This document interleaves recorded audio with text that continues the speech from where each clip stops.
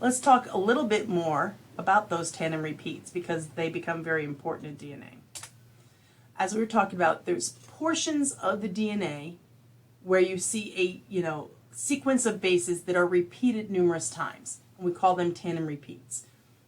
They're not particularly associated with like a specific thing like eye color or hair color or whether you have inverted pinky toe or anything like that. They don't seem to have a specific function that we're aware of. They're kind of like fillers or spaces between coding regions of DNA. And again, we don't understand a lot about DNA, so we don't know, there are things we know they are not, but we don't fully understand the function of them. What we do know about them is that differences between one tandem repeat and another is how many times that core is repeated. And different individuals have different numbers of repeats.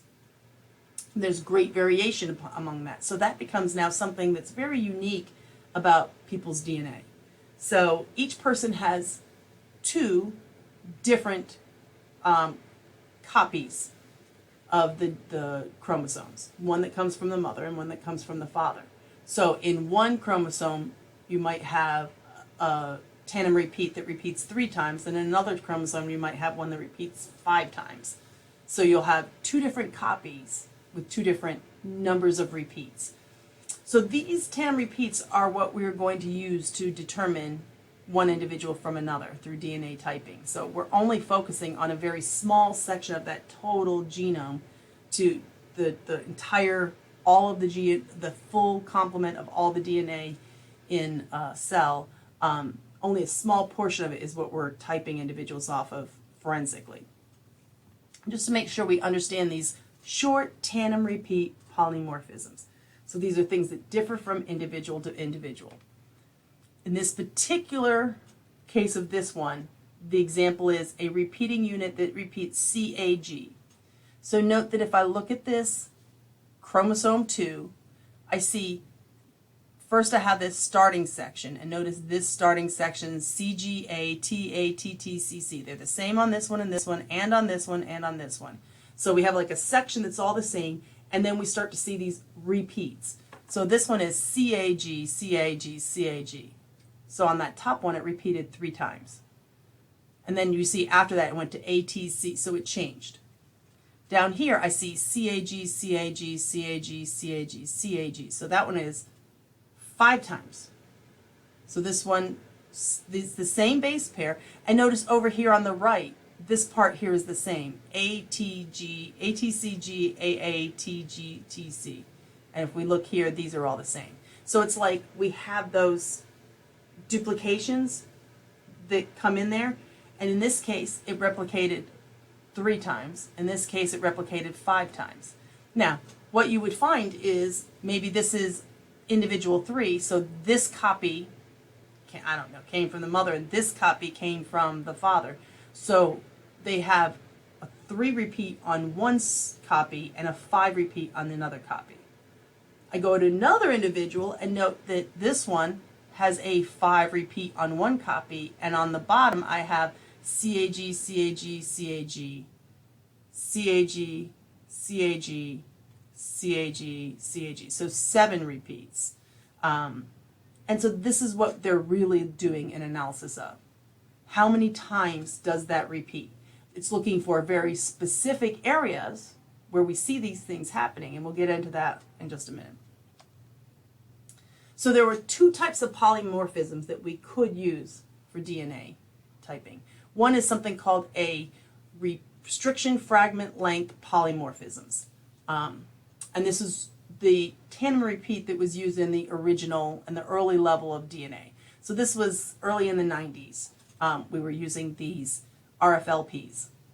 And they are these repeating tandem repeats that we would find. What was specific about them is that you could access them by using something called restriction enzymes that break up the full DNA into segments, but I could make sure that this would cut and it would get me the specific fragment that contains this RFLP.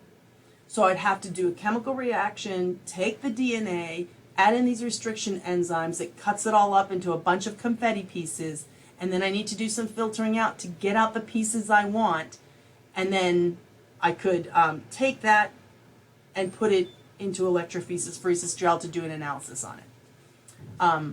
So these are longer tandem repeats, maybe 15 to 35 bases that repeat. Remember those ones I was just showing you on the last page, that CAG, it was only 3 bases that were repeating. This one's more like 35, so I'd have a section of 30 repeats, and then it would repeat again, another unit of 30 base pairs repeating. So, and they could repeat up to 1,000 times. So this was a pretty large segment. The larger the DNA, the harder it is to work with. So this made things kind of complex. It would work, but it turns out more modern analysis uses something called STRs. So another set of acronyms is something called PCR. And this has been a revolutionary change in the field of DNA.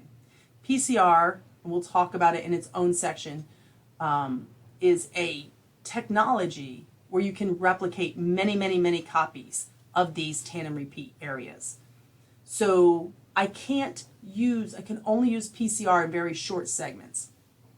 So I can't apply it to this RFLP. This RFLP, the restriction fragment length polymorphism, was too big of a section. I can't make multiple copies, which means it was really sensitive. I have to have enough of that DNA to be able to get enough of those RFLPs to be able to do an analysis on them. And this was very hard. A lot of cases there just wasn't enough evidence, enough DNA available to be able to do an analysis on. So PCR, it turns out, works really well if I have DNA strands that are no longer than a couple hundred base pairs. And remember, we were talking about those RFLP were thousands of repeats of 30 each. So that would be like 30,000 base pairs versus a couple hundred. So I need a much smaller segment to take advantage of that. And that's where we come into our STRs. So another type of tandem repeat we mentioned was these short tandem repeats. And in these short tandem repeats, STRs is what we're going to call them, they're sequences that are much shorter. So it's like 3 to 7 bases that repeat maybe 5 to 10 times. So at most dozens of times. So even if I had an STR that's 7 base pairs that repeat, a unit that repeats that has 7 base pairs in it, and it's times 12, 7 times 12 is a much smaller number than 30,000. And if I had 3 base pairs that maybe the example I was showing you had a 3 base pair repeat that was repeating 3, 5, and 7 times, well, 3 times 7 is only 21 base pairs. That's a fairly short segment. Now there's usually a beginning section and an end section that I have to worry about too, but much shorter, less than 500 base pairs. What that means is it's less susceptible to degradation, and I can recall, like now we have much more sense of, like, even in decayed bodies or, ones that have been around or stains that have been around, I don't need a huge piece of DNA. I just need the piece that has that small portion on it. And I can now multiply it by this technique called PCR, which is going to increase my sample. Even if I have a tiny, tiny nano sample, I can do this multiplication on it and then build it up so I have lots of copies on it and I have lots of evidence that now I can go do some analysis on. How do we do the analysis? Remember, we basically need to now make sure I have the section that has this short tandem repeat in it. And then I have to see how long is it. Is it 3 or is it 5 or is it 7 repeating units? And so I'm going to use something that's similar to thin layer chromatography.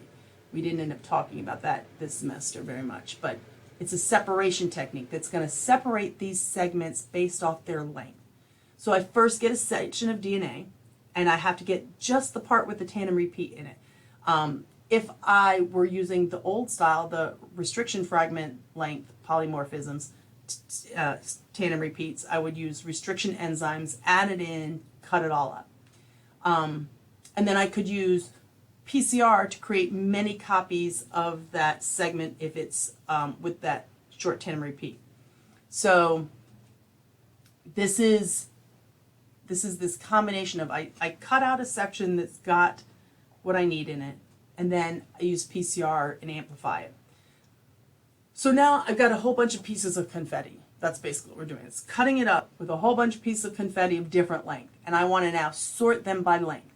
That's where we come in with this electrophoresis gel technique. I'm going to place the mixture. They're tagged with fluorescent molecules, but you place it in the well of this electrophoresis, and I put a voltage on it. Turns out that DNA has positive charges in it. And so positive charges has negative charges in it. And so negative charges like the positive charge of if I apply a voltage on it. So all of them are going to run to the positive end. But this gel is like honey. So it slows it down as it's trying to get to the other side that's positive. Turns out that how much it is slowed down is dependent on how long the DNA strand is. A very long strand gets really tangled up in this honey and it doesn't travel very far. The shorter strands can travel almost to the end. So I apply a voltage and now they start to separate based on their length. The short ones go a far distance and the longer pieces only go a short distance. So now I've separated it out into bands with different lengths in them.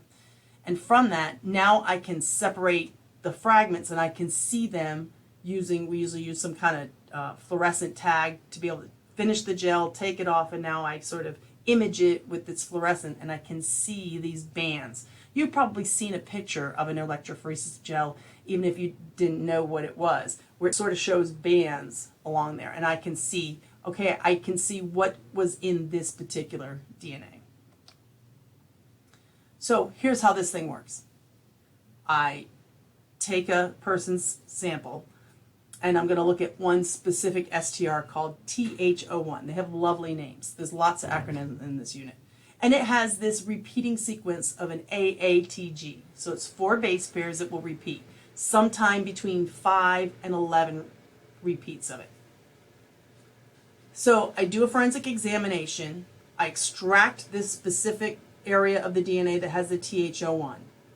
I amplify it by PCR, so I'm going to make many, many copies, and then I'm going to separate it by electrophoresis. And when I'm done, I see 2 different bands. Remember, you get a copy from the mom and a copy from the band. So 2 different variants. One has 6 repeats, and the other strand has 8 repeats. So I would type this individual as TH01, that's the specific short tandem repeat that we were analyzing, 6,8, meaning the shorter length one gets listed first, the comma, and then the second length one. So those are the 2 copies that they would have. Possibly, maybe mom and dad both have the variant that's 6 repeats long. So you could have a TH01 6,6, for instance. And now I go looking up the statistical probability.